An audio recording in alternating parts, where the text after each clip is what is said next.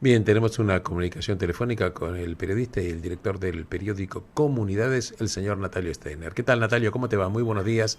¿Cómo estás? Hola, buenos días Alberto, ¿cómo estás? Bien, bien. Gusto en escucharte, Natalio. Muchas gracias. Bien, bueno, sos un referente inevitable de consultar para ver un poquitito los temas de Israel y fundamentalmente las problemáticas. Y me gustaría, si a vos te parece, a ver toda esta amenaza respecto de Irán, cómo está sucediendo las cosas y esta intifada en cuotas que está sucediendo ahí en los territorios, porque todos los días tenemos informaciones de atentados terribles.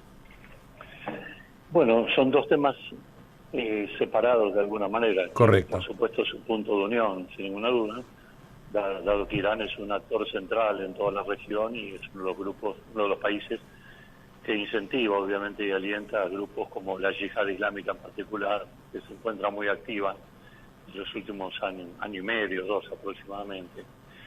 Respecto a la ola de atentados que está sufriendo Israel, lo que ha sufrido, y esperemos que no sufra más, esto no deja de ser parte de una larga batalla.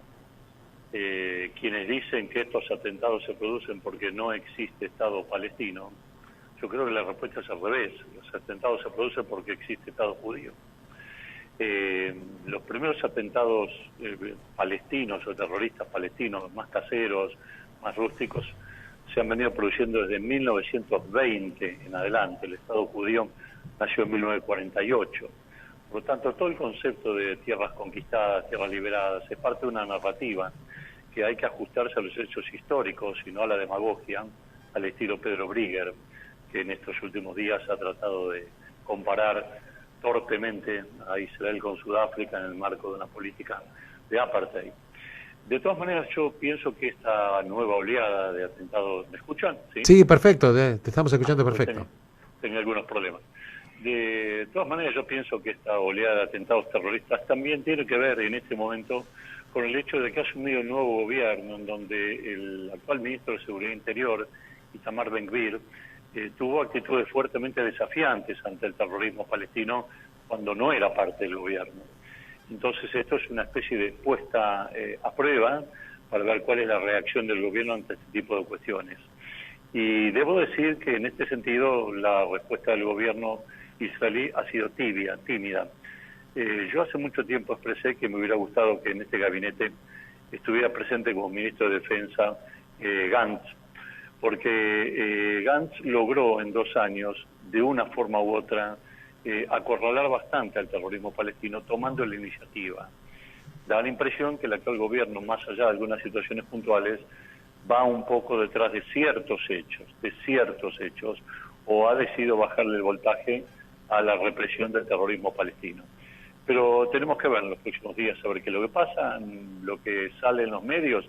En muchos casos, obviamente, es aquel acto terrorista que se consuma, como lamentablemente el que causó 7 muertos en la sinagoga el pasado viernes, pero lo que no sale son aquellos actos que Israel logra abortar, como ya hemos visto en el caso del día de hoy, o hemos visto ya el domingo pasado, 3 atentados de parte de gente que quería chocar soldados, cosas por el estilo, que han sido abortados también. Esta es una lucha larga, cruel, en la cual es muy difícil que Israel pueda triunfar, porque estamos hablando de un ejército simétrico que lleva adelante una guerra asimétrica contra, por un lado, agrupaciones terroristas, pero por otro lado, con personas que cumplen acciones terroristas sin necesariamente estar empapadas o vinculadas a alguna agrupación.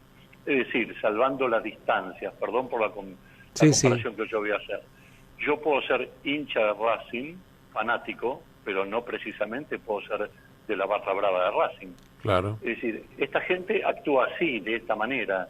No es del Hamas, no es de la yihad, pero actúan o llevan un sello que los emparenta con estas agrupaciones que inmediatamente, cuando llevan a cabo un atentado, lo reivindican, porque ellos necesitan éxitos para seguir dominando la calle palestina.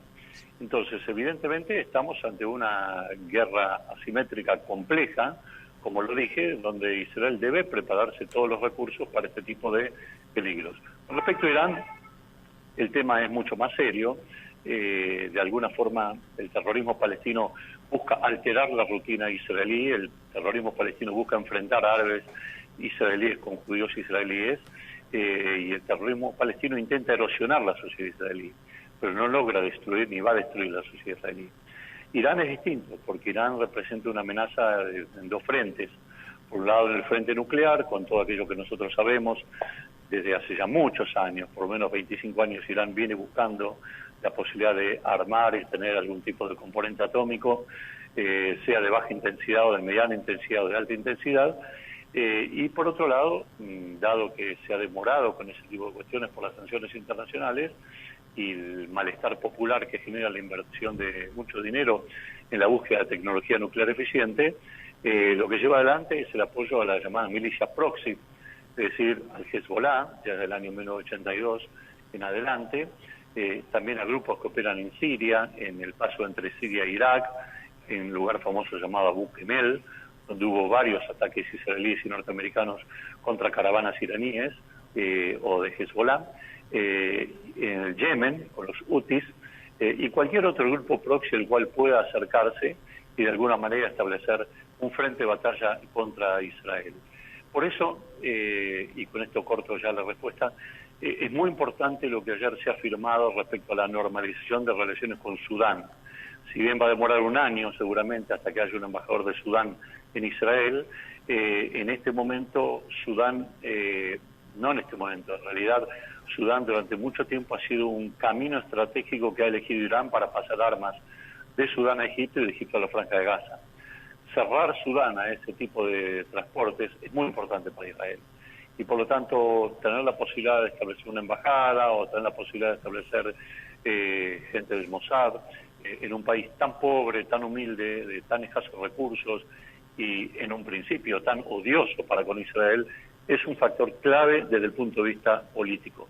No es tanto lo que Sudán puede dar en materia económica a Israel, no puede dar nada, es uno de los países más pobres del mundo, pero para Israel es importante para cerrar el paso a la presencia o a la llegada de misiles o de componentes armamentísticos para los misiles que logran ensamblar en la Franja de Gaza. Porque la verdad que Sudán tiene frontera con Egipto, ¿es correcto lo que vos decís? Sí, claro, Sudán tiene frontera con Egipto y evidentemente está cerca del Mar Índico, es decir, evidentemente hay situaciones que se dan que lo hacen como un país permeable para poder permitir el acceso de armas. De hecho, en más de una oportunidad, ya hace varios años atrás recuerdo, Israel ha bombardeado directamente en Sudán a caravanas de armamento antes de que llegaran a la frontera con Egipto. Correcto. ¿Qué opinión te merecen las manifestaciones del presidente norteamericano Biden en el sentido de que dijo, y lo cito textualmente, de que no va a permitir un Irán nuclear? ¿Cómo se entiende en concreto cómo va a suceder esto? Bueno, la verdad que yo que por un lado pienso que por un lado están las manifestaciones y por otro lado están los hechos. El día que los hechos se condigan con las manifestaciones, ahí va a ser más creíble este tipo de cuestiones. De todas maneras, en los últimos tiempos lo que estamos viendo es una cooperación mayor, mucho más intensa, entre Estados Unidos e Israel. Lo vemos en la realización de ejercicios estratégicos tácticos importantes a nivel aéreo. En estos últimos días se ha llevado a cabo uno de los más importantes en los últimos años. La cooperación militar y norteamericana se ha estrechado bastante.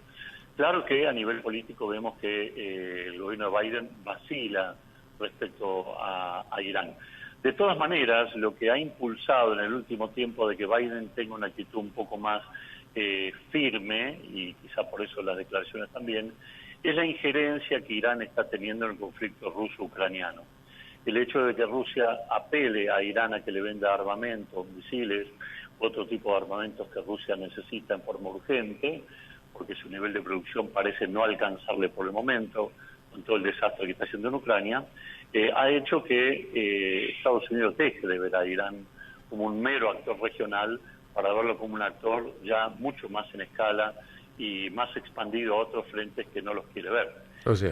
Así que evidentemente ahí vemos que es un ajedrez muy complicado y eso también complica las relaciones entre Rusia e Israel que hace rato vienen enfriándose y que todo indica de que va a haber algún tipo de giro en el próximo tiempo en el acercamiento entre Estados Unidos e Israel y la posible provisión de armas defensivas de Israel a Ucrania.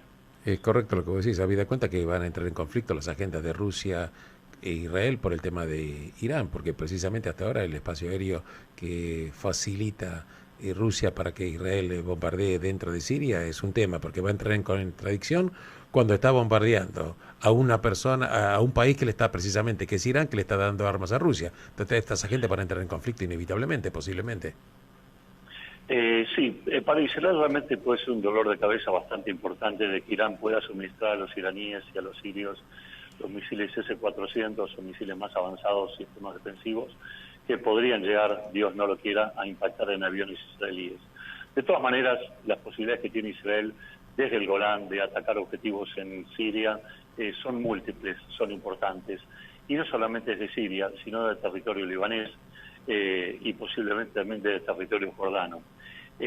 Con lo cual, no estoy diciendo que con esto se pueda de alguna manera superar la ventaja estratégica que implicaba que Rusia no se involucrara en los ataques israelíes a objetivos iraníes en Siria, pero la dinámica ha llevado a cabo grandes cambios en la zona y hay grandes circunstancias que están modificándose y que evidentemente están enrareciendo las relaciones entre Rusia e Israel. Igualmente hay que recordar y hay que tenerlo presente la contracara. Israel se ha ofrecido a mediar entre Rusia y Ucrania. Habrá que ver hasta qué punto esta mediación puede ser positiva. Bennett también se había ofrecido, pero no tenía suficiente estatura política. Netanyahu sí la tiene, porque hay experiencias muy concretas de mediación y de relaciones estrechas entre Rusia e Israel en otros tiempos, en tiempos de anteriores gobiernos de Netanyahu, o cuando Lieberman era ministro de Defensa también.